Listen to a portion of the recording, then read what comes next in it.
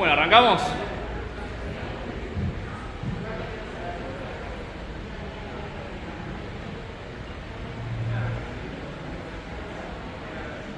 Bueno, seguimos con las clases de C. Esta vez vamos a ver lo que son estructuras. Algunos supongo que ya lo vieron. No sé si en alguno capaz se vio algo. Pero bueno, ¿qué son las estructuras? Una estructura que se define con esa keyword struct en C, lo que permite es, digamos, combinar distintos tipos de datos que pueden ser nativos, como los tipos de datos nativos, como los que ya vieron, int, char, o pueden ser tipos de datos más complejos que también se definen con otros structs. Entonces podemos combinar distintos tipos nativos o esos tipos para generar un nuevo tipo de dato un poco más complejo. ¿Para qué me sirve? Bueno, justamente por si quiero modelizar un tipo de dato más complejo. Por ejemplo, en este ejemplo que tenemos, queremos definir el tipo de dato número complejo, que tiene una coordenada X, una coordenada Y, porque es el eje real y el eje imaginario. Y bueno, y cuando lo creamos escribiendo struct, o sea, todo el nombre completo del struct es struct complejo, o sea, viene acompañado por la keyword struct. Y bueno, obviamente le asigno un nombre como cualquier variable. Algo que menciona acá en la primer diapo es que cómo accedemos a cada uno de estos tipos de datos que va a englobar nuestro struct es con el operador punto. Acá, si yo quiero acceder al dato tipo X o si quiero asignarlo, hago el nombre de la variable struct, punto uno de los campos, en este caso X, le asigno un 5. En la variable Y le asigno 3,14. Buenísimo. Ahora me dirán, ¿para qué me sirve todo esto, no? Bueno, una de las cosas que ya dijimos, bueno, es para generar tipo de dato más complejo que me sirve para modelizar una cosa, tipo una situación. El número complejo me serviría, si yo estoy haciendo a un procesador de matemática, me serviría definir un tipo de número complejo. También me podría servir si yo quisiera empaquetar un montón de valores que necesitaría a lo largo de todo mi programa. Eso es un caso de uso bastante típico, por ejemplo, si yo tengo que pasar configuración a lo largo de toda la ejecución de un programa y la configuración, no sé, se da por entrada al comienzo del programa o se da desde la lectura desde un archivo o algo, yo cargo todos esos valores en un struct configuración, le pongo todos los valores y solamente muevo ese tipo de dato a lo largo de mi programa si es que lo necesito. Ese puede ser un caso de uso, o también, eso sería más por comodidad, también podría ser si yo necesito respetar algún tipo de interfaz, en el sentido de que, por ejemplo, a mí me dicen, che, vos pasame, si necesitas pasarme variables y no sé la cantidad de parámetros que necesito, bueno, pasame un struct. Y después yo veo adentro cómo se maneja, que eso lo vamos a ver también en un par de clases, cuando veamos punteros a funciones, vamos a ver más en detalle un caso de uso de ese caso en particular. Y una cosa completamente lógica es para si yo quiero modelizar algo. Es mucho más fácil modelizar con structs que con variables simples, digamos, si yo tener un montón de variables simples. Por ejemplo, ¿qué querría modelizar? Este sería un caso, por ejemplo, que yo quiero modelizar un número complejo. Podría querer modelizar un auto, podría querer modelizar personas, no sé, mascotas, lo que sea que ustedes vayan a hacer en su programa. En fin, o sea, el struct la verdad que es de lo que más vamos a usar en la materia y también se usa digamos, el concepto en la programación general. Bien, ya mencionamos un poco cómo se definiría de una forma simple un struct complejo en C. Pero bueno, lo que veíamos antes es que si yo quiero crear un complejo cada vez, tengo que hacerlo con la keyword struct complejo, que es bastante feo, la verdad, hacerlo. Algo que nos permite C, que ya lo vieron en la primera clase con ustedes, es que yo puedo usar el operador typedef, que lo que me hace es, yo puedo renombrar cualquier tipo que yo deseaba con otro nombre que me parezca mucho más cómodo. En particular, por convención, siempre lo que se hace es, se toma el nombre del struct y se le agrega un "-t" de "type" al final, y con esto ya puedo referenciar todas las veces que yo quiera definir un complejo y directamente uso complejo T. Como si pasase a ser un tipo nativo y yo no me doy cuenta. Sé que por atrás hay un struct, pero bueno, yo lo manejo como si fuese un tipo nativo que me ofrece el lenguaje o que me ofrece una librería, por ejemplo, tranquilamente podría ser. Por ejemplo, el tipo booleano, cuando ustedes importan DST de boolean, pasa eso. Bien. ¿Qué más? Bueno, acá el mismo ejemplo, pero más conciso. No, esto es que se puede hacer inline, digamos. Se puede hacer en la misma declaración del struct, de que yo declaro el struct que va a tener dos campos de tipo double. Yo a su vez, acá mismo, para hacerlo en una sola pasada, puedo definirle el nombre con el que yo lo voy a querer instanciar. O el otro nombre que les quiero dar. Ojo, todavía, por más que yo le di el typedef, todavía puedo crearlo como struct, como lo hacía acá. Eso todavía me lo permite, pero bueno, tengo un alias para hacerlo de una forma más cómoda. Bien, igual es detalle, pero lo van a usar seguramente para que el código les quede más lindo. Que como dijimos, nosotros le vamos a dar bastante bola a que sea legible el código y eso lo legibiliza bastante. Bien, en memoria, ¿cómo se ve esto? Vamos a pasar esto rápido porque tampoco es un tema de esta materia, lo van a ver más en detalle más adelante. Pero, ¿cómo funciona C? O sea, cuando ustedes definen un struct y lo crean, lo que va a hacer es, les va a ocupar un bloque de memoria como cualquier otro tipo de dato. Por ejemplo, un int les va a ocupar una cantidad determinada de memoria, un double lo mismo, un long long, lo que sea, todos les va a ocupar una cantidad contigua de memoria, ¿no? ¿Y cómo funciona? En particular para los structs, que es una cosa curiosa, es que va a rellenar los espacios en blanco que necesite llenar para completar la tira de bytes que necesitan ocupar. Por ejemplo, acá es mejor dibujarlo, a ver si se va a ver algo con el pizarrón. Pero por ejemplo, si yo tengo la memoria acá, x0x0 y 0x4, yo tengo acá en una arquitectura de 32 bits, ¿no? Suponiendo, o sea, si yo tengo una arquitectura de 32 bits, cada una de estas entradas son 32 bits, o sea, 4 bytes. Y supongamos que yo tengo este struct definido. Todo el struct me va a ocupar todo esto. ¿Por qué? Porque yo tengo un char que ocupa 1 byte, o sea, va a ocupar esto, y yo tengo un int que va a ocupar 4, ¿no? Y sé que hace con esto es, bueno, no es que utiliza esto, directamente lo rellena con basura o no lo rellena o nada, pero es parte de mi struct. O sea, cuando yo cree un struct de tipo S, que tiene un char y un int, lo que va a hacer es ocupar todo esto de memoria. Y esto, que es espacio muerto, digamos que no se usa, lo llama padding. ¿Se puede eliminar el padding? Sí, no lo vamos a usar nunca, se usa para casos muy especiales donde, no sé, tienen que maximizar o optimizar la cantidad de memoria que utilizan al palo, pero no es nuestro caso, porque es más que nada, no sé si programan un sistema operativo con una plaqueta o algo, pero la verdad que no lo van a ver. Pero hay una forma de eliminar el padding y que esto pase a ocupar 8 bytes a ocupar 5. Bien, detalle. Bien. El operador sizeof ya lo vieron, ¿no? En la anterior clase. ¿Qué hacía el sizeof?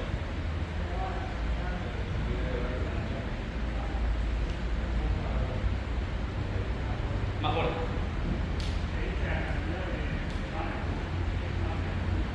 Bien, te dice, bien, perfecto. El operador sizeof lo que me dice es, para un tipo de dato, la cantidad de bytes que ocupa en memoria. Y de bytes, justamente. Por ejemplo, un char era 1, un int era 4, bueno, depende de la arquitectura en la que estén, pero el char siempre es... y lo que pasa con el struct, si yo hago el sizeof de un struct, es que me va a decir, en este caso, por lo que acabamos de hablar, ¿cuánto me va a decir que ocupa el struct? Si yo hago sizeof del struct. 8, perfecto. Porque por más que tenga el padding, por más que esto no lo vaya a usar, lo padea y lo cuenta como parte del struct. O sea, el sizeof de este struct llamado S va a ser 8 si tenemos este esquema de memoria. Por eso acá nos dice que el sizeof siempre va a ser mayor o igual que la cantidad de... O sea, siempre va a ocupar mínimamente lo que ocupe los tipos que engloba, ¿no? Por una cuestión lógica. Si yo tengo un char y un int, mínimamente tiene que tener memoria para un char y un int. Pero en particular va a ser mayor por esto del padding.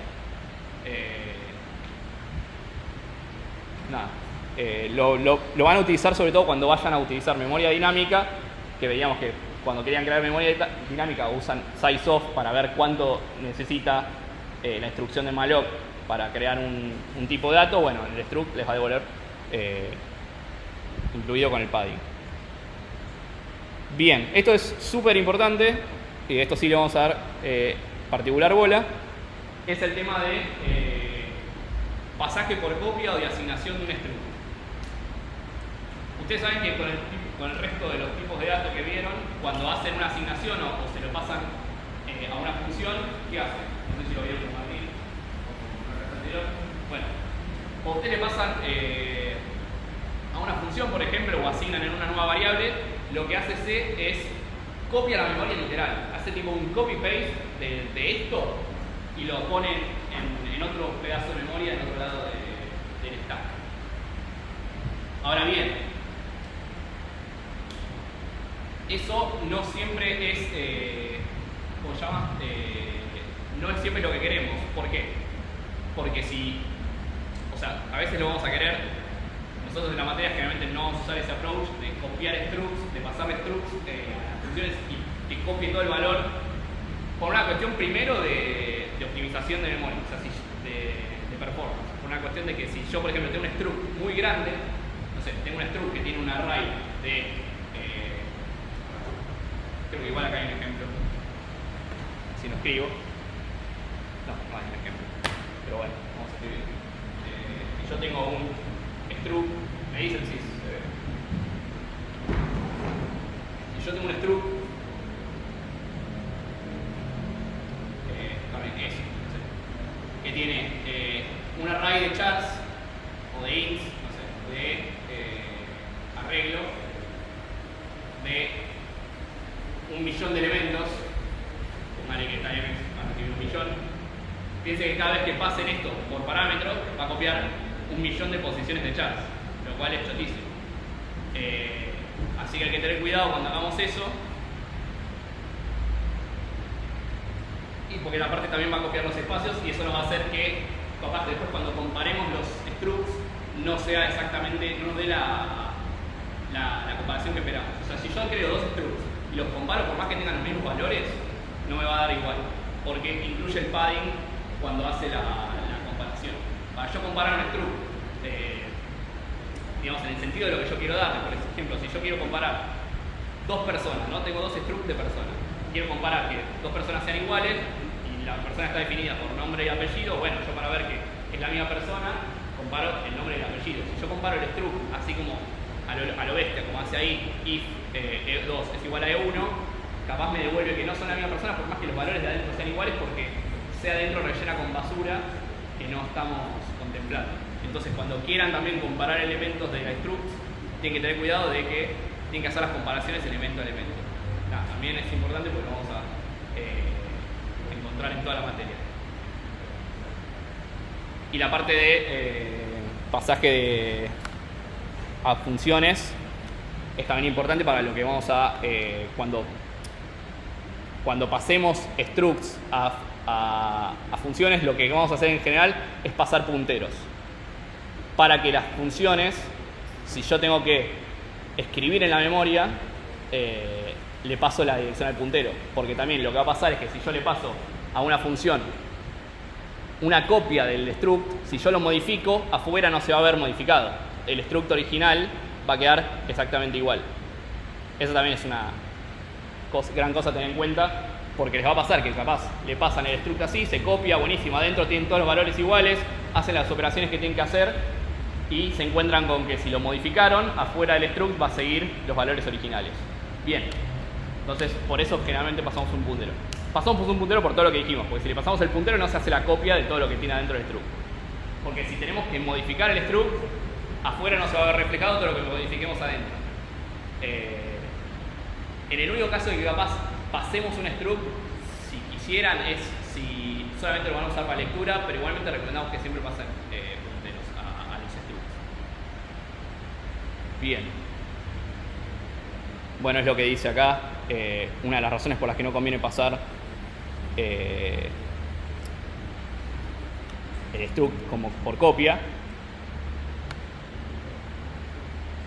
Y bien, y como dijimos, nosotros generalmente vamos a recomendar durante toda la materia que si ustedes llaman a una función, es una función definida fn, que yo le voy a pasar, en vez de un struct llamado pp, yo le voy a pasar struct asterisco, ¿sí?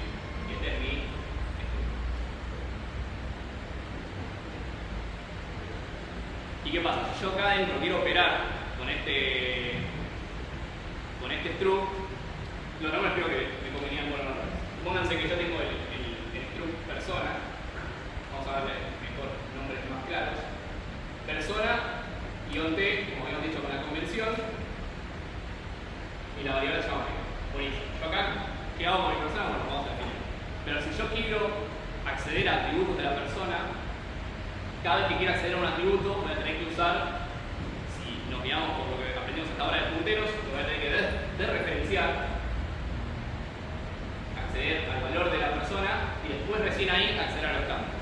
Por ejemplo, si yo acá tuviese el nombre.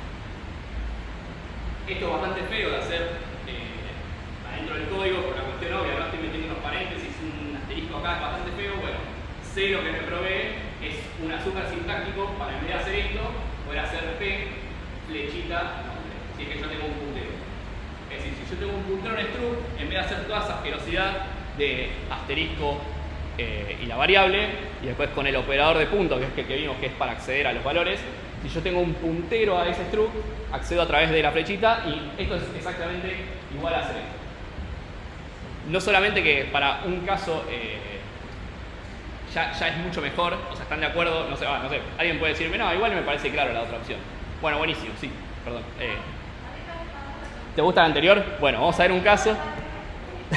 Ok. Claro.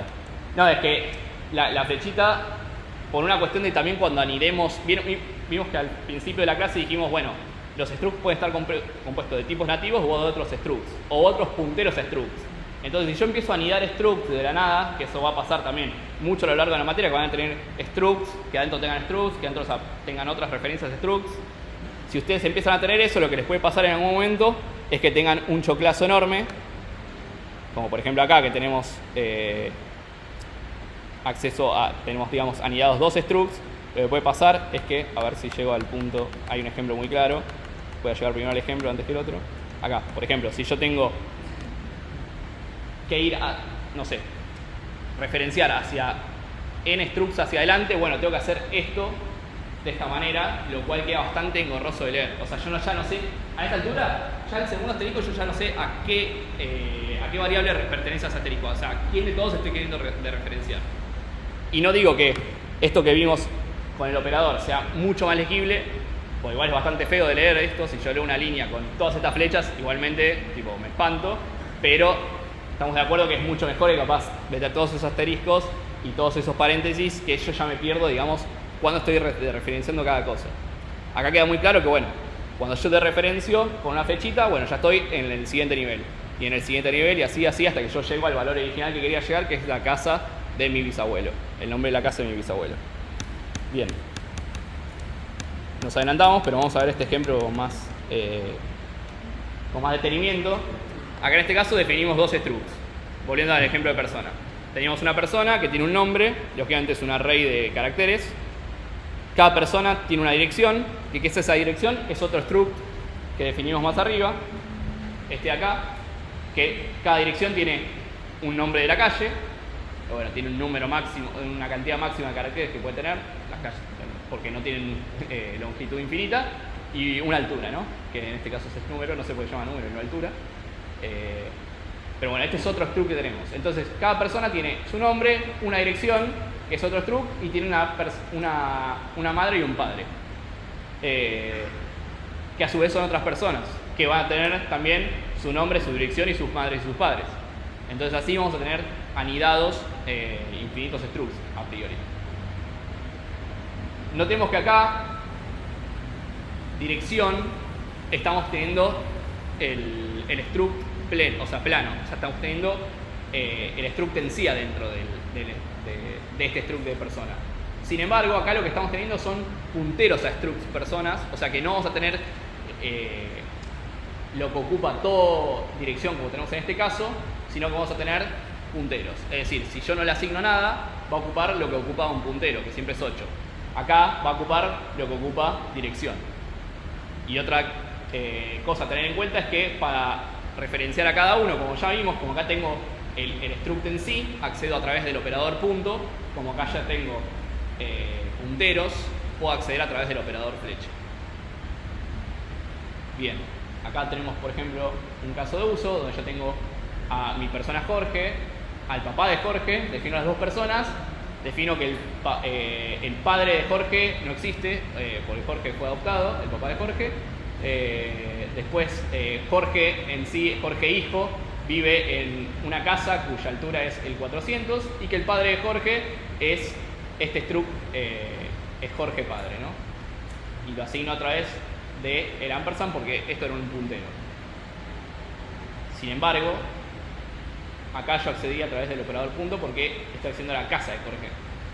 Y si yo accedo al padre de Jorge, como es un puntero, uso el operador flecha.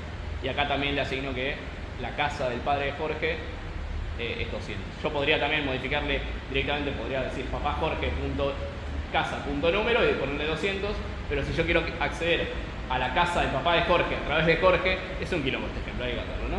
Evidentemente. O llamarlas distintas a las personas. Lo hago a través del operador flecha. ¿Hasta acá alguna duda? Porque fui bastante rápido. Sí. ¿Cómo? Perdón, habla más fuerte.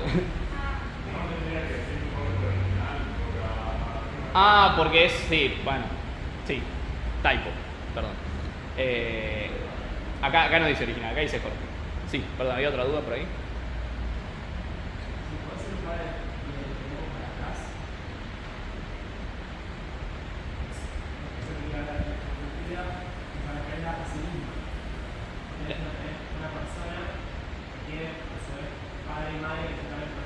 Sí.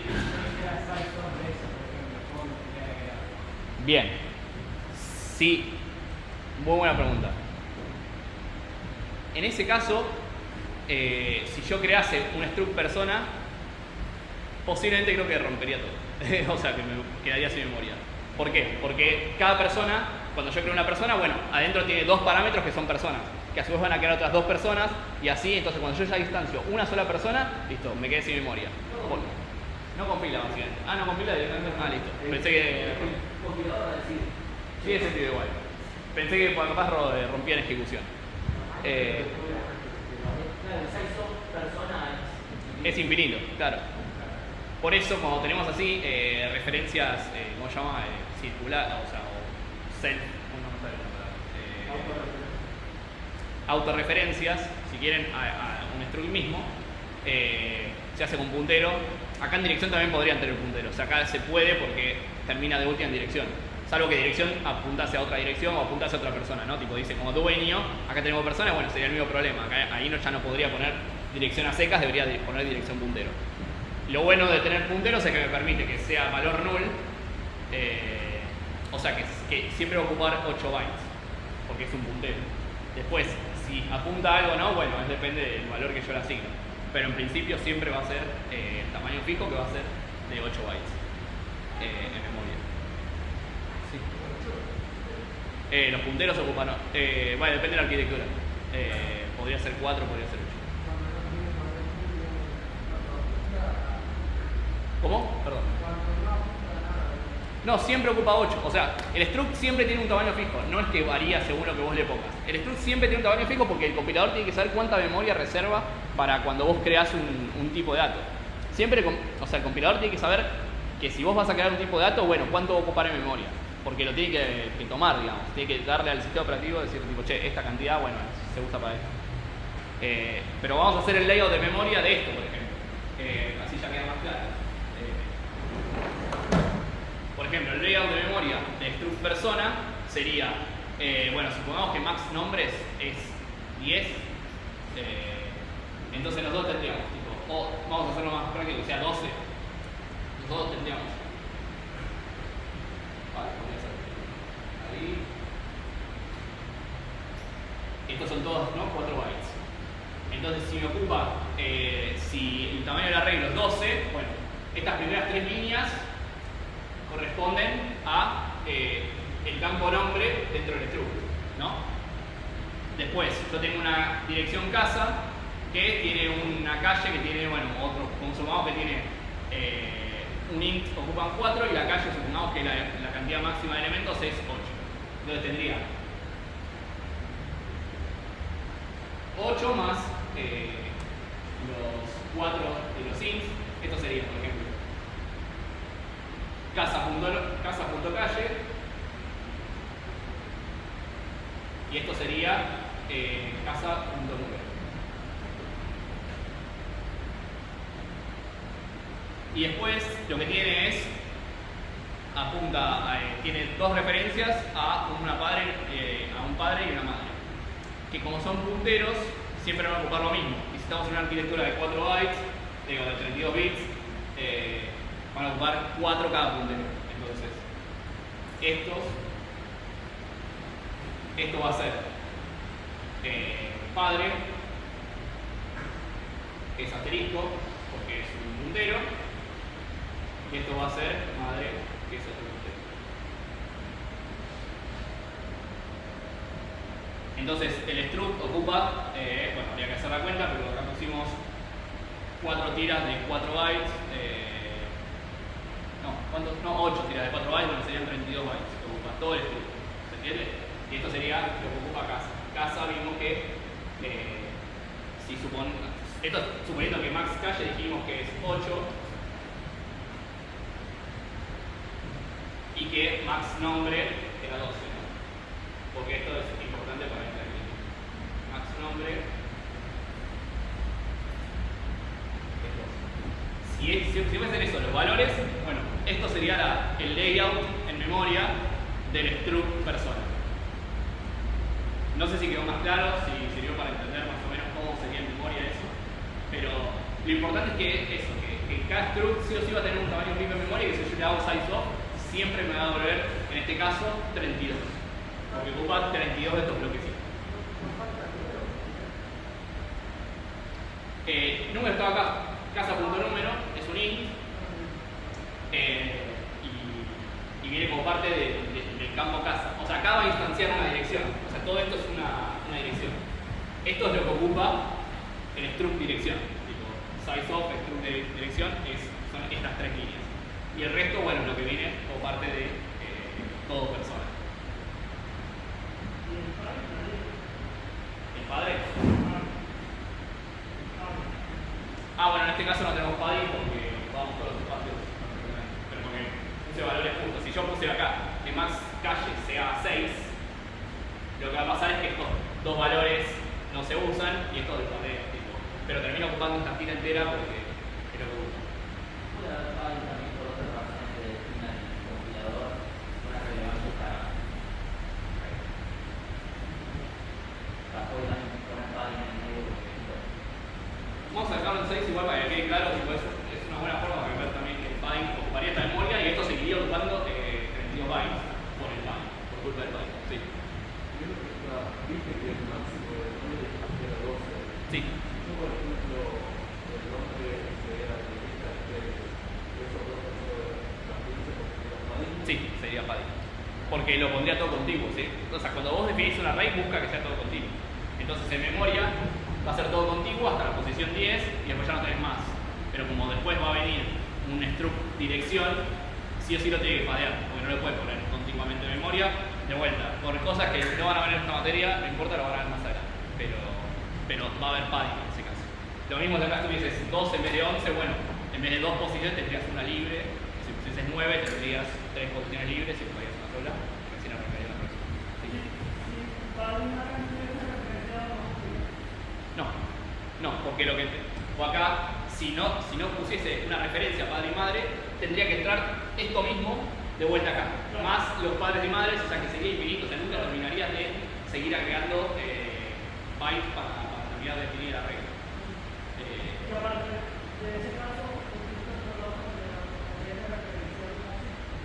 Vos podrías referenciar dirección también si quisieras, porque preferís tener un puntero a dirección en vez de tener la dirección embebida adentro de tu definición del struct persona. Porque te conviene, porque, por ejemplo, decís, cada vez que instancia una persona, o sea, de hecho, podría ser que mucha gente viva en la misma dirección y vos creás la dirección una sola vez. Y vos querés referenciar esa misma dirección desde distintas personas. No querés que cada persona ocupe memoria para definir la misma dirección. Porque la dirección ya existe, la dirección es otro concepto. La dirección existe por sí misma y después las personas referencian a esa dirección porque viven en esa casa pero por ejemplo si todas las personas que viven en esa casa tienen que definir los valores de dirección acá adentro, es un desperdicio de memoria porque todo sería redundante. En cambio vos podrías, ojo, se puede hacer, no digo que esté mal, pero vos podrías tranquilamente crear una dirección una única vez y la referenciás en cada persona. Entonces, siempre te vas a garantizar que referenciarla te ocupa solamente 4 bytes. Cuando capaz crear el struct dirección cada vez te ocupa, no sé, 80 bytes cada vez que lo hagas. Y cada vez que definas una persona, vas a ocupar 80 bytes por parte de crear una persona porque no tiene prohibido ahí. Pero bueno, es una buena pregunta. De hecho, nosotros cuando generalmente definamos structs, lo que va a pasar es que por ahí van a tener eso de yo voy a referenciar este struct que creé desde muchos otros lugares, por eso también muchas veces usamos el puntero. Bien, no sé si alguna más duda, porque ya se hizo largo el segmento, así que vamos cerrando. Igual cualquier cosa, esto lo vamos a seguir practicando infinitas veces, de hecho, no sé si ahora nos vas a dar un ejemplo con eso. Bueno, no vas a dar un ejemplo con eso, pero cuando veamos el primer TDA ya lo vamos a estar viendo en más detalle. Y no me acuerdo si hay algo más, no hay nada más. Bien, ¿seguimos? Dale. Bien, bueno, la idea es trabajar un poco con el que va a ser su mejor amigo durante la cursada, que es un programa. Es triste, pero es verdad. Que es Valgrind. Valgrind es un conjunto de herramientas, en realidad, que ya lo mencionamos un montón de veces en todas las clases anteriores. Nosotros vamos a usar un programa en particular, que es Memcheck, y nos va a ayudar para revisar los temas de memoria. Nosotros vamos a estar trabajando, vamos a compilar, vamos a correr nuestro código y vamos a validar que esté funcionando todo bien. Quizás está funcionando todo bien. Si no lo corren con Valgrind, lo van a subir al sistema de entregas y les va a explotar mal porque tenían problemas de memoria. Como dice acá, es importante que para que Valgrind funcione hay que compilar el GCC con el flag "-g" y se corre con Valgrind como cualquier programa. Y vamos rápido a ver cómo es. Bien, tenemos ejemplos para cada caso. Por ejemplo, nosotros tenemos este código, que se ve bastante borroso, ¿no? A ver. Achicar la masa Sí, pero sí van a ver menos, ¿no? Bueno, ahí está mejor. Ahí, dale. Sí, vos probá a ver si sale. Pero bien. Por ejemplo, tenemos este código. Ahora vamos a ver ejemplos bastante simples y bastante pagos, la verdad. ¿Es mejor que antes así? Un poquito más chiquito, pero se ve mejor. Pero bien, también está mejor. Por ejemplo, tenemos este programa muy feliz que lo que hace es crea un puntero a un entero, lo guarda en B, lo vamos a imprimir con printf, que para eso importamos la librería, y liberamos B, ¿sí? Son los verbos, las acciones que nos enseñó Mati el otro día. Y después hacemos libero de vuelta B, ¿está bien? O sea, B era un puntero a una porción de memoria, cuando le paso free la liberé y le vuelvo a dar free. Si esto yo lo compilo, ahí, a limpiar, que fuera invalid free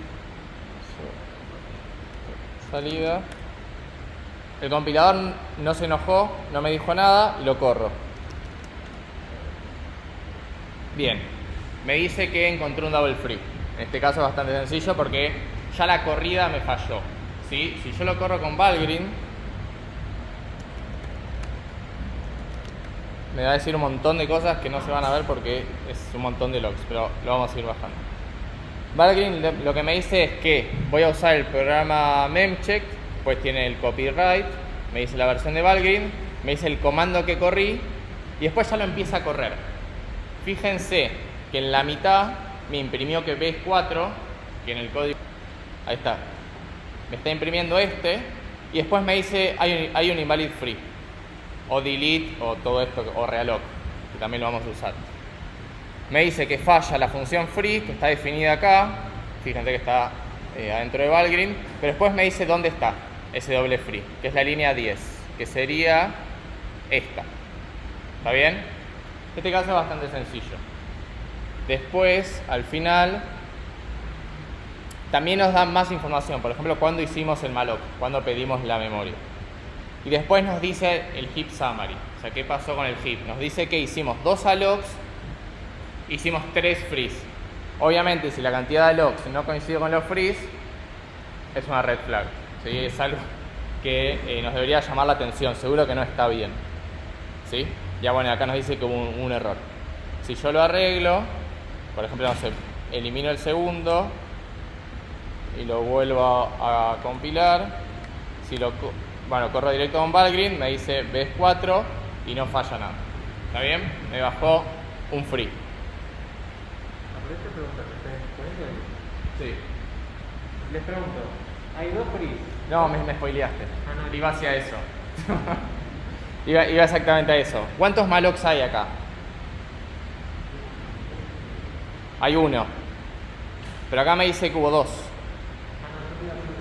Ah, bueno, ahora vamos con eso. Digo, hay 2 frees. ¿Cuál de los 2 está mal? ¿Cómo? ¿El segundo? Bueno, en realidad los dos, está mal que estén los dos, pero no es que uno esté mal y el otro esté bien, ¿no? Entonces uno dice, culpa al segundo porque es el que dio inválido. Por ahí, si el código fuera distinto, quizás el segundo es el que está bien y el free que está más arriba es el que está incorrectamente colocado. Eso puede llegar a pasar. Entonces la idea es, no es que haya un free que esté mal, sino que está mal el hecho de que la misma porción de memoria se divide más de una vez. ¿Saben? Esa es como la idea que quería presentar. ¿Valgrind se daría cuenta de eso? No, Valgrind lo que pasa es que se da cuenta el momento en el que vos tratas de liberar algo que ya fue liberado. Entonces, ¿de qué manera te puede llegar a ayudar Valgrind? Por ejemplo, si vos liberás algo y en algún momento lo querés usar y después lo volvés a liberar, ¿qué va a pasar? Primero te va a decir, bueno, lo liberaste, después te va a decir, hiciste liberar algo que ya está liberado y después encima hiciste un double free. Entonces Valgrind te daría 2 errores. Pero, ¿por qué? Porque hay una lectura de algo que ya fue liberado con free y después hay un doble free. ¿Sí? Ahí tendrías 2 errores.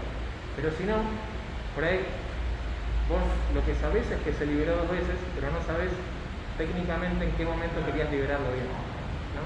Digo, si el código fuese un poco más complicado. Sí, recordemos que este código es trivial. Usualmente nosotros pedimos memoria en algún lugar y después de un rato largo la liberamos quizás. Y lo más probable es que no la liberemos en el mismo lugar donde la pedimos. ¿Está bien? Por eso, ante lo que dije, estos códigos son bastante sencillos. El doble free igual es raro, no suele pasar, no es súper común. Puede pasar, obviamente. Pero sí, usualmente pasa. Estos son ejemplos triviales, ¿sí? Ahora, como habéis visto, acá hay un malloc. Pero acá me dice que hubo 2. ¿Dónde está el que me falta? ¿Dónde? ¿En el free? Ah, en el print, ¿por qué?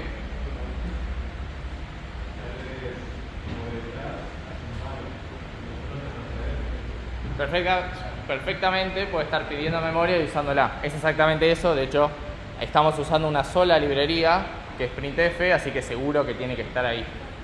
¿Sí?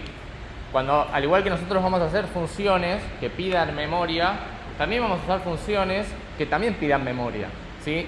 En realidad, el número exacto de allocs usualmente no nos importa. No me importa si dice 2 o 5. Sí debería coincidir con los frees. Y obviamente, cuando una función pide memoria, o la libera, o nos avisa en la documentación que lo que retorna es de memoria dinámica y la tenemos que liberar nosotros a mano. ¿Sí? Una de esas dos. No va a perder memoria si no está mal hecha. ¿Sí? Si pide memoria y no la libera y no nos la da a nosotros para que lo liberemos, estaba mal. Vamos con el siguiente ejemplo. Sí.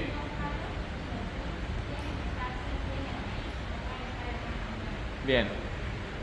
Cualquier código, cualquier cosa que veamos puede estar en cualquier lugar. No tiene por qué estar en el main. Sí. De hecho, el main podría ser una función que llame a otra. Y ahí pedir todo.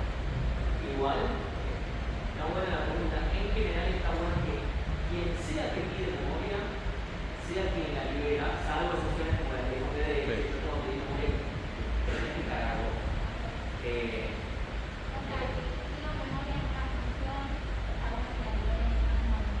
Depende, vamos a ver de lo que, por ejemplo, si por ahí tú pongas también, ahora te la pido, pero después me la vas a tener otra función mía también, que es donde yo me encargo, también de liberar. Pero consultores están en el mismo lugar porque es otra Sí, o sea, como dijimos, o sea, inclusive cuando hacemos funciones para nosotros mismos, sí, que vamos a usar nosotros, quizás no es para ponérselas a otras personas, también deberíamos pedir memoria si la necesitamos y liberarla, salvo que la retornemos porque haya que retornarla. Bien, hicimos invalid free, que era eso, ¿sí? Libero 2 veces el mismo segmento de memoria, ¿sí? La segunda vez que lo estoy liberando, que le digo liberar este segmento, ya no era mío, ¿sí? Vamos con el siguiente. Vamos con invalid read. Invalid read no entra todo junto, ahí va. Siempre vamos a tener el main porque hacemos código trivial. Tenemos dos ejemplos. Uno que es un vector de 2 elementos, ¿sí? Y directamente imprimo lo que está en la tercera posición. ¿Está bien? Este vector tiene 2 posiciones, la 0 y la 1, y yo estoy accediendo a la 2. Y después la libero. ¿Qué va a pasar con esto cuando yo lo corra? Va a romper antes, decís. Va a tirar Cementation Fault. Nuestro enemigo número 1. Cementation Fault usualmente es cuando estoy usando memoria mal, pero tan mal que el programa mismo me lo dice. Ahora vemos un poco más sobre eso. El ejemplo 2, pido memoria para una variable, le asigno un número, la imprimo, la libero y la imprimo de vuelta. ¿Sí? ¿Qué va a pasar en este caso? Suponiendo que el primero no estaba. ¿Qué va a imprimir acá? ¿Cuánto? Null. Podría ser, lo vamos a correr. A ver. Invalid read. Salida. A ver. Acá iba el Kahoot, ¿no? A ver qué sale, como el viernes. Lo corro. ¿Funciona o no falló? Imprimió 0. Acá quedó buenísimo. Pero acá dice vector 2 es 0, B que es 4, que es la única porción del código que estaba bien. Liberé B y me imprimió un 0. ¿Sí? Por eso yo antes decía cuando usamos muy mal la memoria. ¿Sí? Si corremos con Valgrind, sí va a explotar. Nos va a decir varias cosas, por ejemplo esto. Nos va a decir, estás leyendo de forma incorrecta, ¿sí? Y nos dice además en qué línea, que sería la 7. Sería esta, que justamente estoy leyendo una parte que no era mía.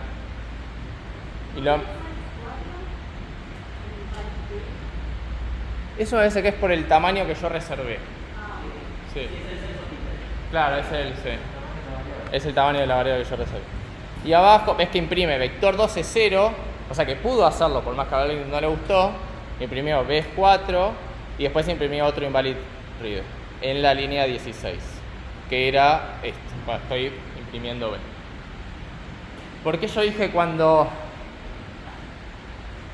esto de que solo se rompía si lo uso muy mal? Fíjense en este caso que la estoy usando mal, estoy usando memoria que no es mía, ¿sí? Porque la posición 2 en la memoria física no es mía y B, una vez que lo liberé, no es mío, sin embargo funcionó.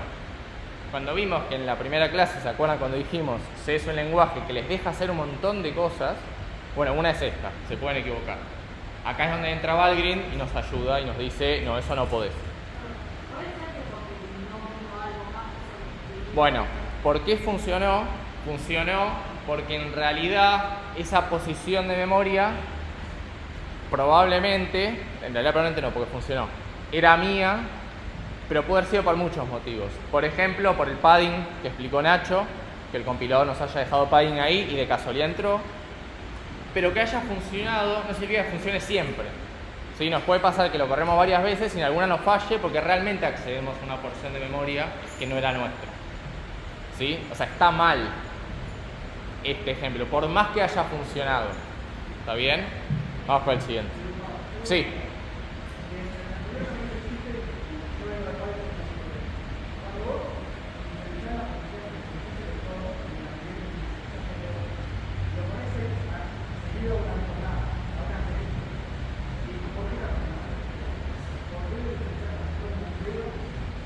¿El vector? Uy, se desconectó. Ahí está. Ah, ¿se acaba la batería? Se está acabando la batería. Bien. Porque cuando nosotros pedimos memoria para un vector, lo que nos da malloc es el puntero a la primera posición del vector. Por eso es un puntero. O sea, y no lo estoy inicializando como si fuera un vector con los corchetes. Claro, es porque nos da a la primera posición. Sí, no, o sea, vos estás pidiendo memoria para 8 bytes. ¿Cómo? Eso es lo que te venía pidiendo el sistema operativo. Vos el código que interpretás como un arreglo de enteros. Eso lo que haces es, haciendo lo que interpretás, decís, es un puntero entero que yo lo voy a interpretar como el puntero al primero del centero. Y después todo va a ser sintáctico como los caches y todo. Claro, fíjate cuando vos le haces size of int, acá podría ser cualquier cosa, pero se transforma en un número y a malloc le llega un número. Tipo, no sabe para qué pedimos en realidad. En el ejemplo anterior era invalid free. Acá, sí.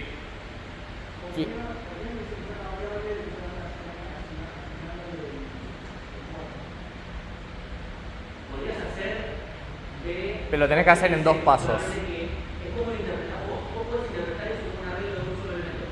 Y podés hacer el ala, corchete 0 igual. Podrías hacerlo. Es medio raro, pero podrías. Como así también en el otro caso podrías hacer, ¿cómo se llama la variable del vector? Vector, sí, claro. Vector más 1, todo eso de referencial. Podrías hacer eso también. Sí. Por eso depende de cómo lo interpretes. Por lo menos ese nivel de azúcar sintáctico para poder hacerlo más fácil. Bien. Bueno, invalid read cuando estoy accediendo a una posición que no es mía. Básicamente, o que ya no es mía, si yo la liberé. Vamos con el siguiente. Invalid write. Tenemos 2 ejemplos también. Pido el mismo vector con 2 posiciones nada más y le asigno en la segunda posición un valor. Está bien, le estoy asignando un 4. Y en el ejemplo 2, es muy parecido al ejemplo anterior, pido para B, la libero y le asigno un valor. En el primer caso, estoy asignando a una posición de memoria que nunca fue mía, y en el segundo caso, estoy asignando una posición que ya no es mía, solía ser mía. Si lo corremos,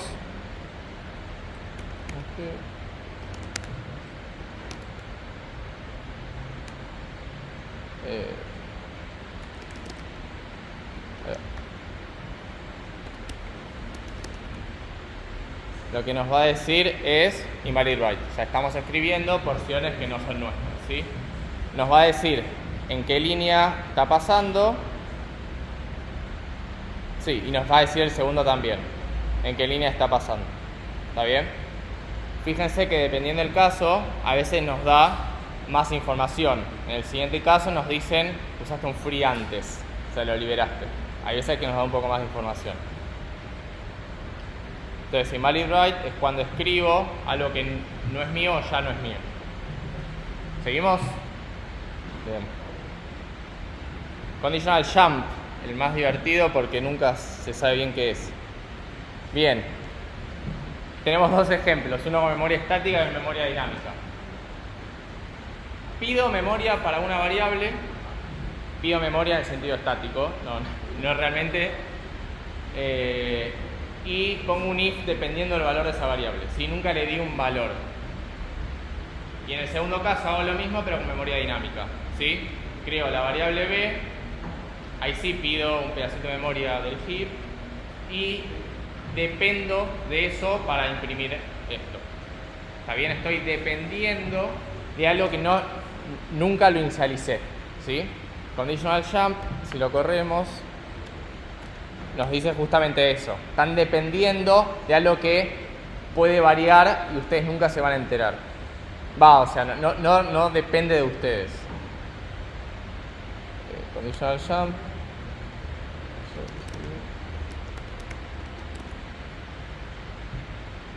Son esos 2. Conditional jump or move depends on initialized values. ¿Sí? Dependemos de valores que no están inicializados por ustedes. Acá es uno de los casos donde me dice que ustedes lo podrían correr varias veces y le daría distintos resultados. ¿Por qué? Porque si en la posición donde se creó, o sea, si en el bloque de memoria que creó el programa, el sistema operativo, había un 0, no es lo mismo que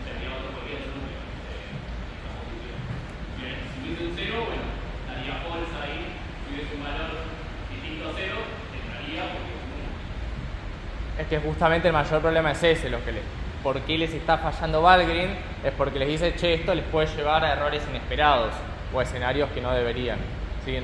A escenarios no controlados por ustedes. No, la idea de esta clase no es escribir código mal y después ver cómo alguien falla. El tema es, en algún momento de nuestra vida nos va a pasar que nos vamos a sentar a codear, y seguramente pase en esta materia, y vamos a escribir algo que está mal. Vamos a escribir algo que está mal, no funciona, decimos, bueno, vamos a usar Valgrind para ver si me puede ayudar un poco para entender por qué no funciona. Y ahí, la idea es, estamos viendo ejemplos muy fáciles para ver cuándo se dan estos casos de falla, cosa de que en el día de mañana, cuando escribamos código y veamos estos códigos de falla, entendamos por qué se dieron y encontrar en nuestro propio código el comportamiento similar al que se está dando en este sistema. ¿Sí? Usualmente, conditional jump, le sucede más avanzada con los TDAs, usualmente cuando tienen structs, ¿sí? Y tienen punteros a nulo, punteros que no inicializaron, ¿sí? Entonces de repente les aparece un conditional jump y no tenemos idea por qué. Pero usualmente no pasa al principio. Este error, si no me equivoco, no pasa en ejecución. La diferencia de los otros que sí tirabas en el data call, igual por el programa directamente, porque ya hace esa memoria, ya el sistema operativo se da cuenta de que estás haciendo una cagada en otro programa. En este caso podría ser que no, el programa sigue ejecutando, pero bueno, alguien dispara, detecta que cosas. Si no me equivoco, No, conditional jump no. No, porque no tiene por qué fallar. Claro, o sea, para el compilador y para el lenguaje es todo válido.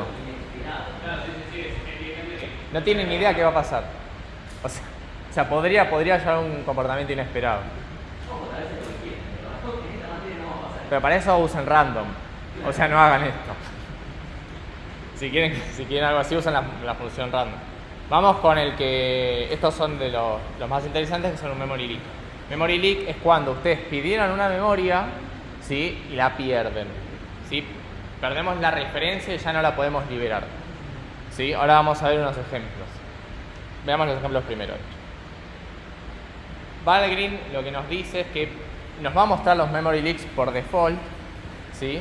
Pero si les agregamos unos flags nos va a mostrar más detalle todavía, ¿sí? Ahí les agregué que muestra cada flag, pero lo vamos a correr directamente así. Ahí está. No me deja seleccionarlo. Lo probé antes.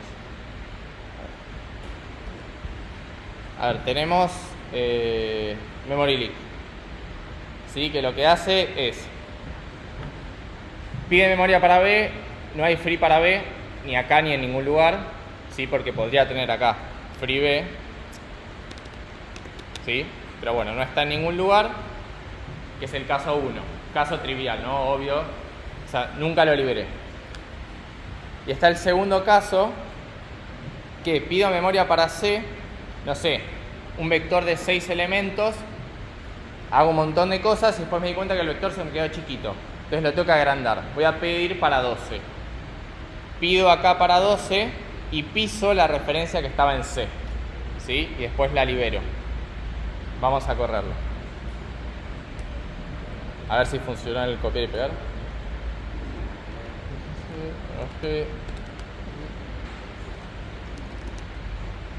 Esto corre. Va, no sé, podemos verlo. Corre, ¿sí? No falla nada. A ver si funcionó. No, no funcionó. Ah, pero lo puedo copiar acá.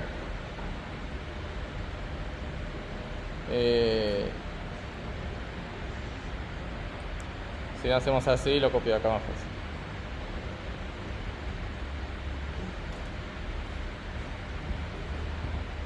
Ahí está.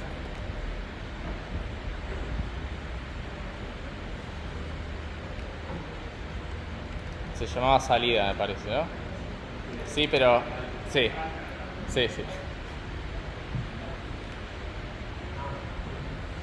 Era importante. Ahí está. Lo que me dice es un montón de cosas. Fíjense que corrió. Y no imprimió nada porque no tenía que imprimir nada. Y directo me dice el heap summary, porque no había nada que imprimir. Me dice que en salida había 28 bytes en 2 bloques. Hubo 3 allocs, un free. Esto que hablamos que no está en la misma cantidad. Y nos dice, 4 bytes fueron perdidos definitivamente. en un bloque, 24 fueron perdidos definitivamente en otro, ¿sí? Y fíjense que nos dice en la línea 5, acá lo perdiste. Y en la línea 9, acá lo perdiste. En realidad lo que me está diciendo es cuando yo pedí esa memoria que no tengo más referencia al final. ¿Está bien? No me puede decir dónde me olvidé de liberarla, porque no lo sabe cuando yo lo tenía que liberar. No sabe en qué momento yo la tenía que dejar de usar. Y al final me da como un summary. Ahora vemos qué son cada una de estas pérdidas. ¿Está bien? Pero vamos de vuelta a los casos igual. Este caso es bastante sencillo, ¿no? O sea, tenía un pedacito de la memoria y no la liberé. Eso está claro, ¿no? Ahora, en el segundo caso, suponiendo que esta es la memoria, ¿sí? Yo pido la primera vez C y me da esta porción de memoria, ¿sí? Esto es mío. El sistema operativo me lo resuelve para mí. Entonces C apunta acá. La segunda vez, cuando pido 12, el sistema operativo me da estas dos porciones. Vamos a apuntar aquí. Y yo estoy pisando C con esto. Entonces, esta flechita la estoy redireccionando acá.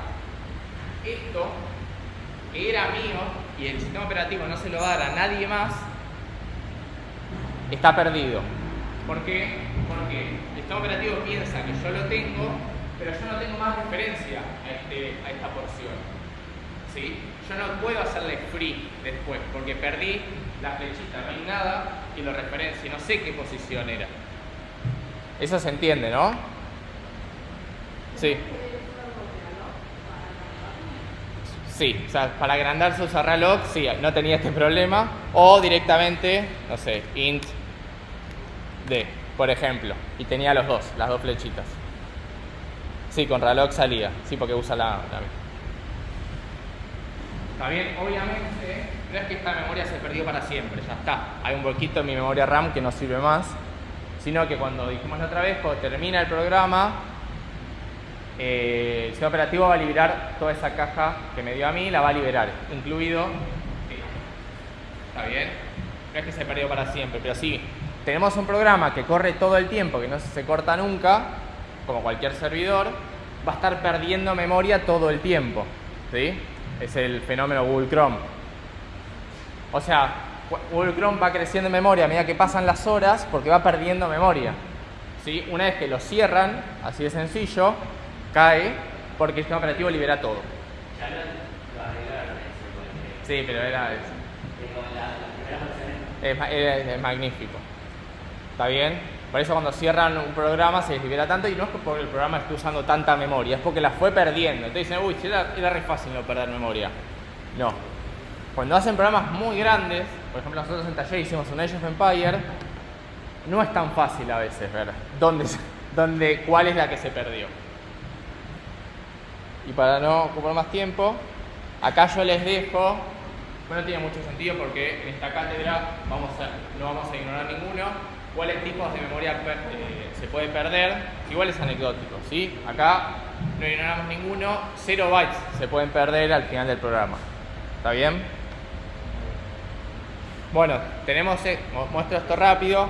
Valgrind es una herramienta desarrollada por unos compañeros de la cátedra, del curso, que corre Valgrind por abajo, pero nos da una salida más elegante, ¿sí? Vamos a ver, por ejemplo, alguno. Vamos a correr Valgrind, que lo tengo instalado, si no recuerdo mal. Ahí está. Ven que me muestra lo mismo, pero sin basura, o cosas que quizás a mí no me interesaban. ¿Está bien? En la diapositiva queda cómo instalar Valgrind. A ustedes les gusta más solamente porque tiene colores, está bueno. Además, nada, en una sola línea les muestra lo que está pasando. Y funciona para todos los errores, ¿sí? Como para terminar, que al ejecutar el código funcione no significa que no tenga problemas de memoria, ¿sí? O sea, no doy por terminado mi trabajo cuando lo corrí y anda, ¿sí? Hay que compilarlo con -g. En algunos casos el sistema operativo puede darse cuenta y liberarnos esos bloques que nos olvidamos, ¿sí? Eso puede pasar, pero igual tenemos que liberar, si no nos podemos basar en eso. Y lo último es al revés, que Valgrind no encuentre problemas de memoria no significa que mi programa esté bien. Aún así puede haber casos que yo no contemplé, Valgrind lo único que me dice es, no estás perdiendo memoria, no tenés problemas de memoria. No tenés problema de memoria en donde estoy ejecutando, claro. porque si ustedes escriben una sola prueba de código, por ejemplo, y no pasan por un montón de lugares donde está todo rojo, ¿vale? No se lo va a encontrar. Además de Valgrind, como dice acá, tenemos que agregarle pruebas. Acá vamos a hacer pruebas unitarias, las van a hacer ustedes en realidad, pero es más adelante, para chequear comportamiento. ¿Sí? Y con eso terminamos. Y el punto 1 hay que recordar que es importantísimo, porque justamente muchos de los errores salen solamente por correr barrio. Yo entiendo que uno capaz en la emoción de hacer TP y todo, y corrió, se ejecutó y no rompió, un error mental, pero no. Están todos acá. Espera, uno dice, ¿por qué? Pero no puede ser. Llama a consulta, bueno, corra Valgrind, o posta, Usa Sí, obvio, con los 4 dedos lo hagamos. ¿4? Command K, liberas la desclear. No, Command K. Y eso es todo lo que les aparece en la salida. Automáticamente van y consultan el teclado y en serio se mete el point. Nosotros le decimos que dice Valgrind. Ustedes aquí ejecutan Valgrind y hay 3 opciones. Opción 1, ponéis un dedo, ustedes ven, se dieron cuenta que no hay ejecutado Valgrind, y encuentran el problema. Buenísimo. Opción 2, dice, ven lo que dice Valgrind y nos dice que hay un inválido del proyecto. Sí. Nada más información. Es la salida de Valgrind. Digamos que la opción de ese que nos dé la salida de Valgrind. Con lo cual podemos ver dónde le podemos explicar cómo interpretar la salida de Valgrind para que ustedes encuentren el error. Entonces, hay un inválido del proyecto, como bueno, yo le puedo decir y tiene un inválido del proyecto. Una cosa de validez, Valgrind corre solo en sistemas basados en Linux. ¿Está bien? No corre en Windows, no corre en Mac. ¿Sí? Más corre, pero más. Para Mac, sí, no nos gusta cómo corre. Para Mac, yo después lo voy a subir como un PDF que armamos para que lo puedan correr en Mac. Igual esto ya termina, no termina corriendo en Mac, pero funciona. O sea, la manera es que no pueden usar Windows para poder Valgrind. Sí, está bien, si le ponen una consulta porque podrán algo en Windows y después falta que no Valgrind. Bueno, no se nos puede ejecutarlo, bueno. O sea, se terminan las consultas en este momento hasta que efectivamente ya tengan instalado y Valgrind.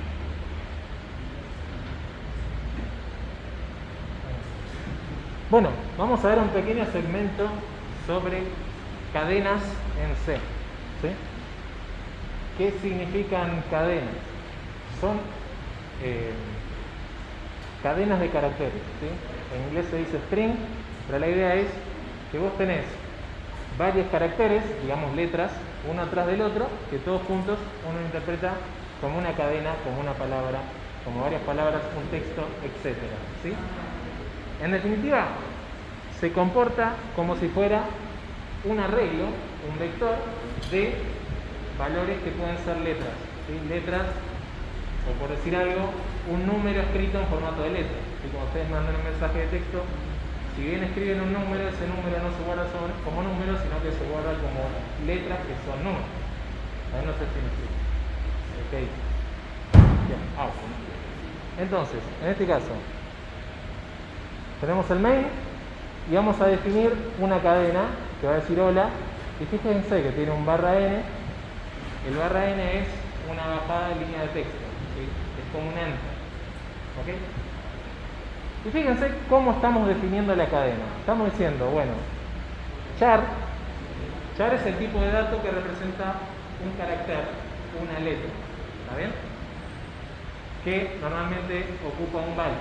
Así que con ese byte podemos representar 256 caracteres diferentes que nos permiten bastantes formas de escribir cosas.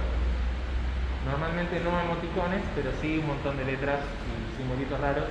Incluso una de esas vocales con un tilde invertido que usan en algunos idiomas. Bueno, ¿está bien? Entonces decimos, bueno, tipo de dato char, y fíjense, la variable se llama cadena y al final tiene unos corchetitos. ¿Sí? Eso es lo que decimos, estamos definiendo de forma estática un vector.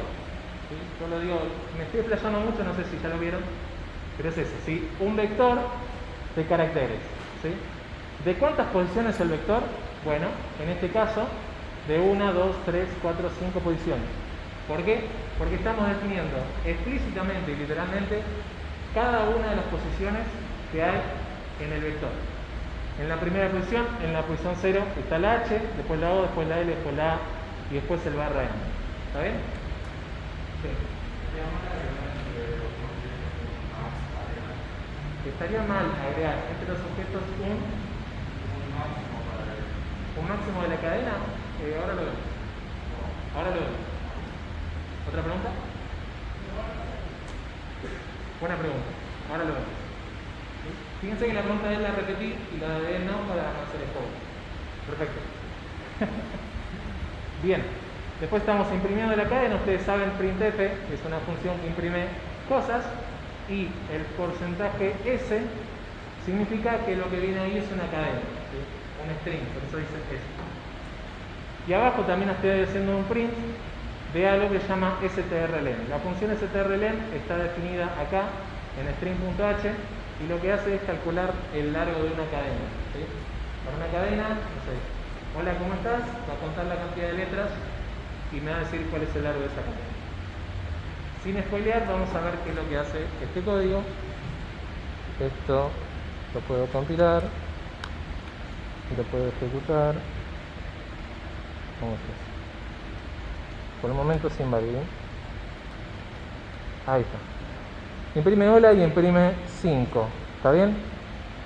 Eso es interesante. Comba. Imprimió hola, ¿sí? E imprimió el barra n, si se fijan. ¡Wow! Si se fijan, ahí dice, bueno, en la pantalla se ve más lindo. Ahí dice hola, y fíjense que hay una bajada de línea, porque ustedes saben que print no imprime bajadas de línea. Solamente si nuestro texto tiene una bajada de línea, se imprime una bajada de línea, un enter. Entonces, esa bajada de línea que pueden ver acá es la que está acá definida en el texto, ¿sí? Y después dice que strlen de cadena es 5. ¿Por qué? Bueno, la H es 1, 2, 3, 4 y 5. Este carácter, si bien es un carácter de control especial, sigue siendo un carácter, sigue siendo parte de la cadena, entonces es parte de la longitud de la cadena. ¿Okay? Bien. Decíamos, vamos a correr esto con Valgrind, a ver si hicimos algo mal.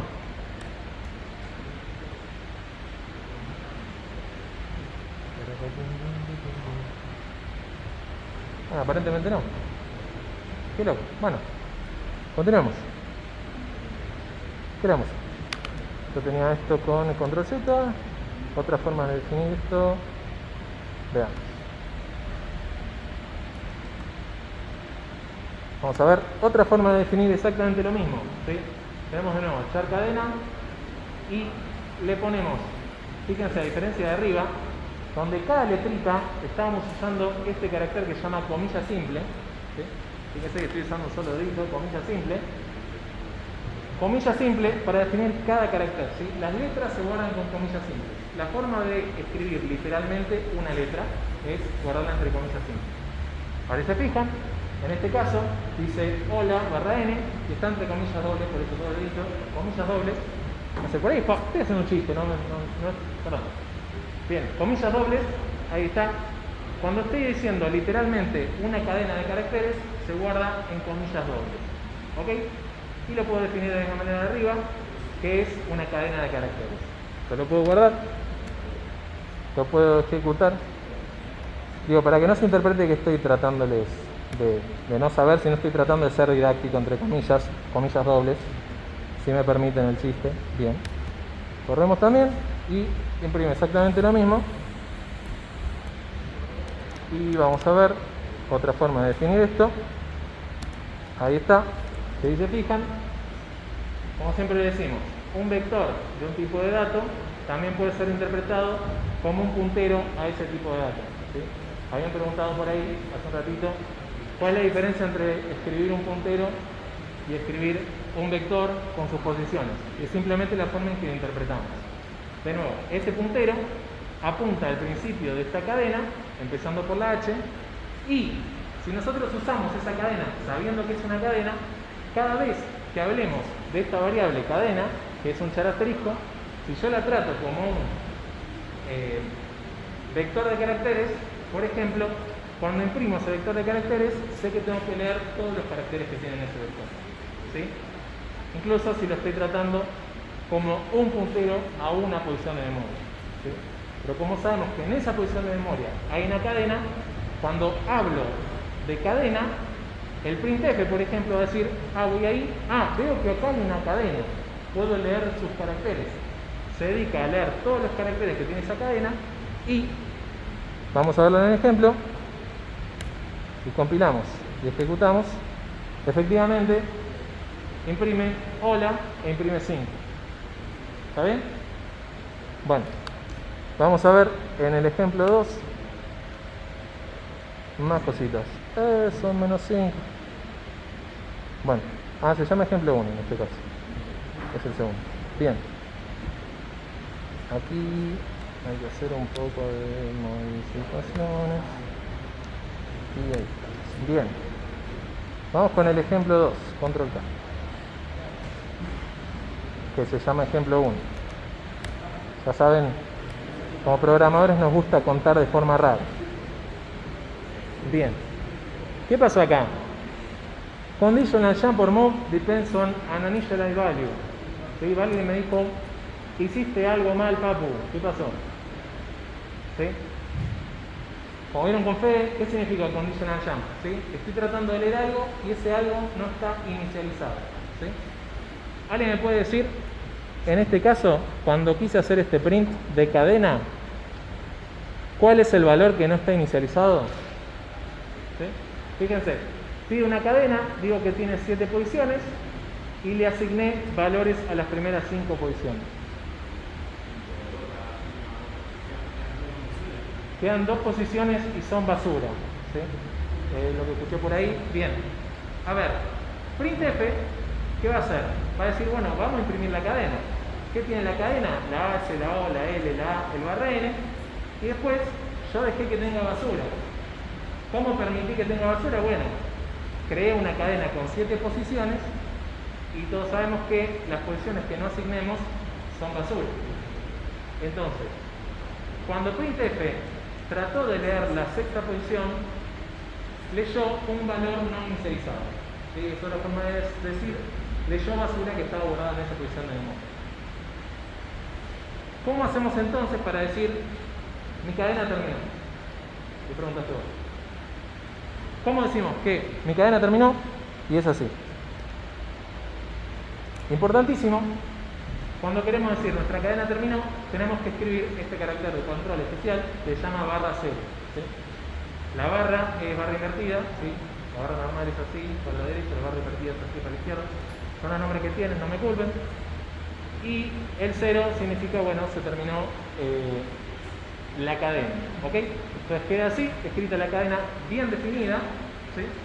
Y todo lo que esté a la derecha del barra 0, ya sea memoria de la cadena, ya sea memoria del sistema operativo, sabemos que printf no la va a leer. ¿Por qué printf no va a leer eso? Porque va leyendo de a uno de los caracteres y cuando llega al barra 0 dice, terminó la cadena, no tengo que leer más, ¿sí? Incluso, si yo al primer carácter le pongo barra 0, printf no va a imprimir nada, porque sabe que la cadena está vacía. ¿Sí? Una cadena cuyo primer carácter es barra 0 es una cadena vacía. ¿Sí? Y para esa cadena cuyo primer carácter es barra 0, ¿cuánto es la longitud strlen?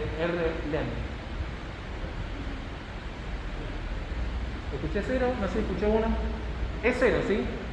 Está bueno que de la vida, las definiciones, por ejemplo, cadena vacía, yo puedo decir que una cadena vacía tiene longitud 0. ¿Sí? ¿Por qué? Porque está vacía.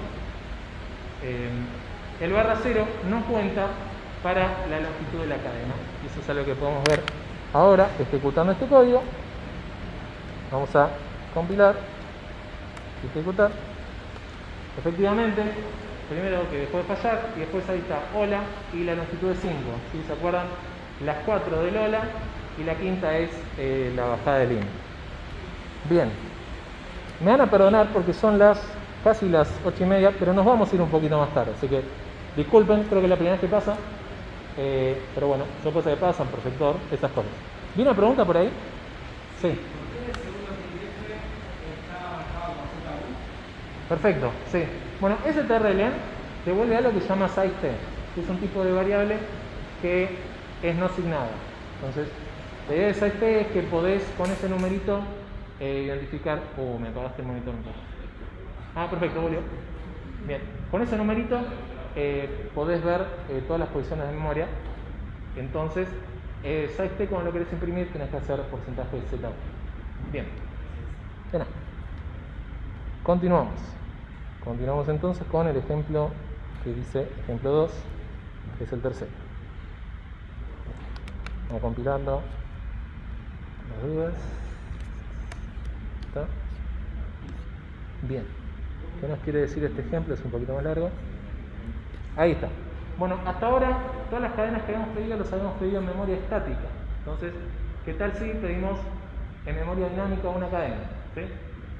Y la idea de este ejemplo es que veamos que la cantidad de posiciones que estamos pidiendo es la misma que habíamos pedido antes. Antes habíamos escrito char cadena y entre corchetes el número 7. En este caso pedimos esa misma cantidad de memorias, pero con el comando de malloc, ¿sí? Que pide memoria dinámica. Y vamos a decir que es una cantidad de caracteres de 7 y del tamaño de size of char. Alguien me podría decir, pero size of char es 1, ¿por qué multiplicas por size of char? Bueno, se entiende mejor si explícitamente ponemos acá size of, el tipo de variable que queremos hacer, para guardarlo en un puntero de esa variable. ¿Sí? Podría ser obviable, pero el día de mañana, si esta variable pasa a ser int, se olvidan de cambiar este size of char por int, porque no está, y después falla el código y no entienden por qué. Bueno, ahí puede ser uno de los beneficios de escribir algo que igual es obvio. Ok, si se fijan acá, no llega a leerse bien, pero dice HOLA/n/0x, ¿sí? ¿Por qué? Porque es lo que estamos definiendo acá mismo, ¿sí? En la posición 0,1h, en la posición 1,1o, etcétera, etcétera, y no nos olvidemos nunca de que en la última posición válida de la cadena, justo después le vamos a poner un /0 que representa que ahí la cadena termina. De nuevo, si yo me olvidara este /0, de nuevo alguien me diría invalid read, conditional jump o lo que sea. En el caso de conditional jump, estoy tratando de leer una posición de memoria al imprimirla, pero no tiene un valor asignado porque tiene basura de la memoria que me dio C al darme el malloc. Bien, creo que la idea de este ejemplo era solamente esto, ver el hecho de que todo funciona exactamente igual, pero lo interesante es ver cómo se definen cadenas utilizando malloc. ¿Bien? ¿Está ahí? ¿Alguna pregunta? Sí.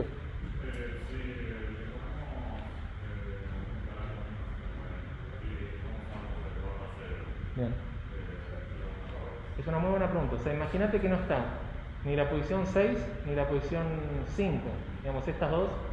Pido memoria solamente para 5 elementos y escribo HOLA/n.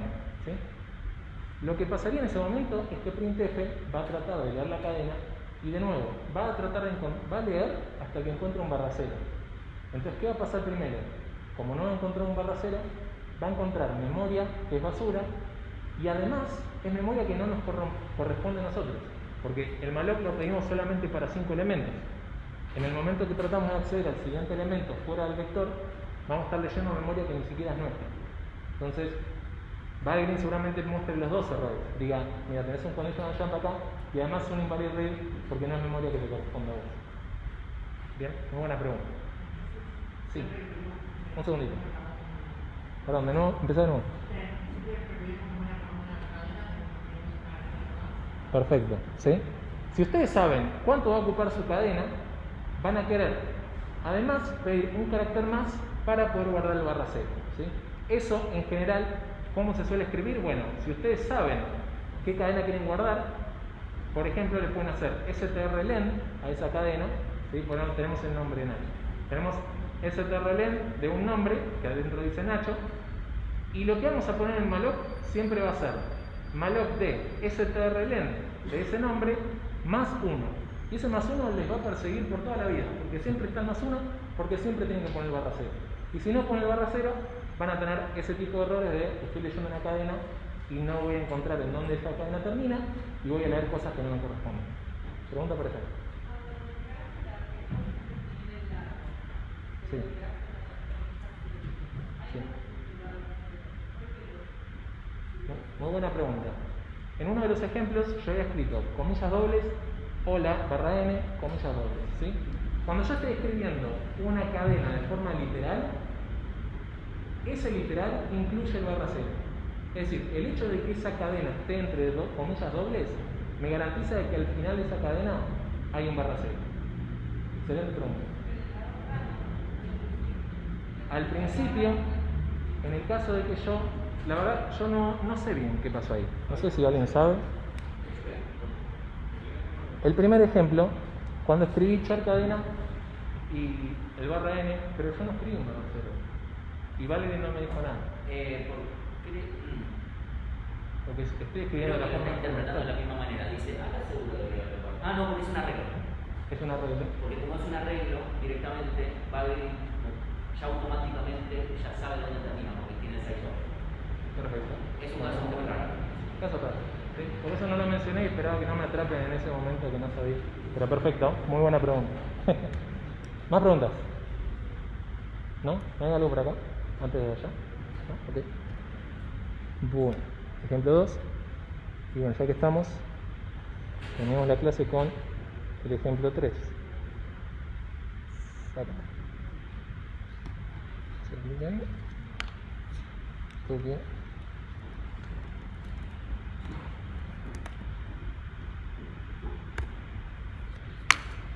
Ahí está. Esto por ahora lo vamos a borrar. Y ya.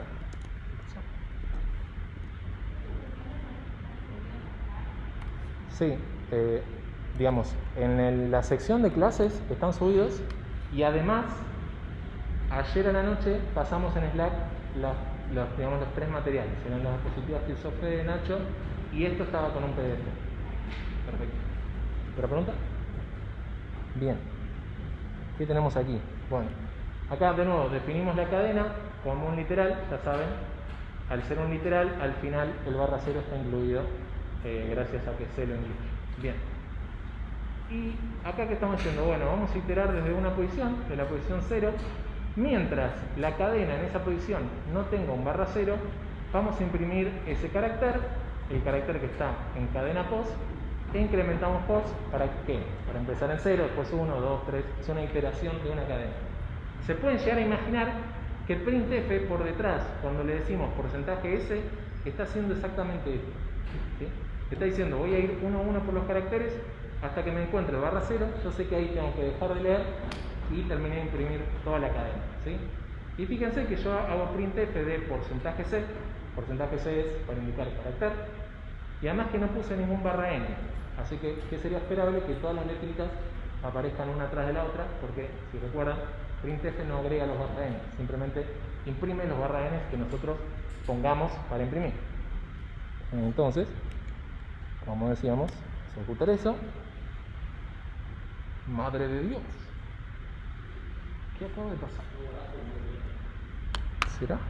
Ah, es muy probable. ¿Qué chinga what? Ahí está, perfecto. Eso es lo que pasa cuando no compila. Siempre acuérdense de compilar.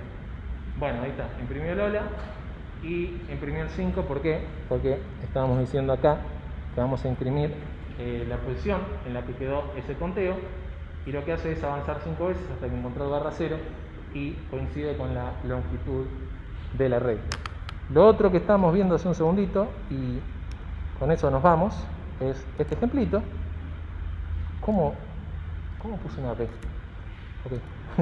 ¿Cómo se llama ese carácter, Martín? La B rara. El Strauss, ¿cómo se llama?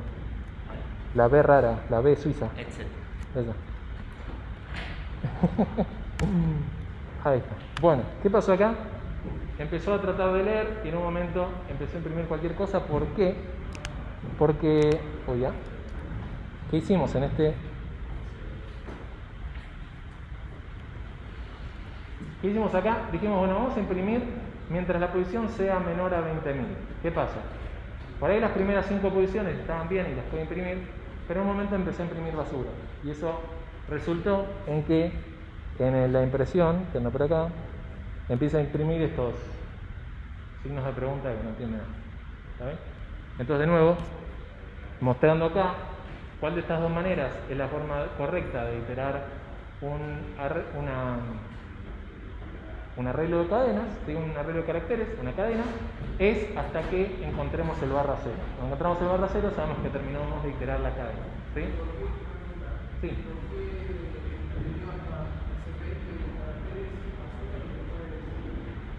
Posiblemente, eso es algo que nos puede decir Valgrind perfectamente, es una gran pregunta.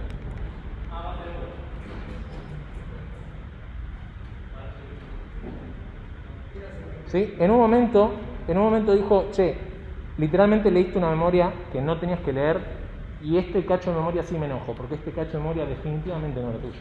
Y ahí el programa explota. ¿Sí? Imprimió y después explotó el programa. ¿Está bien? De hecho, esto fue porque ese lo definió como un string literal. Capaz si lo hacías con una regla, Claro. que lo tiraba a otro error y un invalid feliz, pero no es. Sí, pero lo importante.